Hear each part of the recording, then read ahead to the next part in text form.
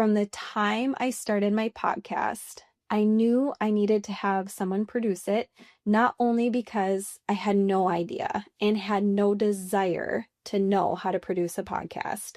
I knew I could talk and stay in my lane, but I knew I needed to hand it off to somebody else. And me handing it off, even though I pay my producer, right? She's not working for free. I pay her per episode with a podcast. It takes some time to build your podcasting up, right? And I chose not to do my face on YouTube or anything, which I do think it takes slower. But I have always paid her joyfully to produce my podcasts.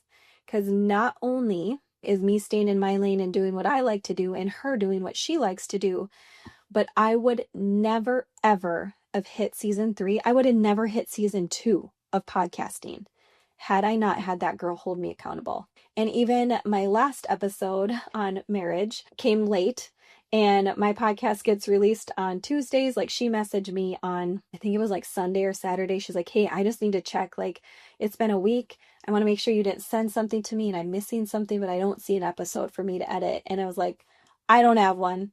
I don't have one yet. I'll get one to you. I have the idea. I just don't have the time right now or capacity to do it. But her even checking in, I was like, all since Sunday and Monday. Obviously, I missed my release date of Tuesday because that last podcast got, released on a different day.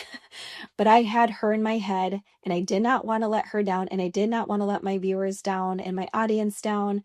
They needed an episode because I already had it. I just needed to record it. And she holds me accountable. I just hit over 15,000 downloads, which is a big deal for me. And I just was like, I would have never hit that success. In my mind, it's success. I know many podcasts are like millions of downloads and hundreds and thousands.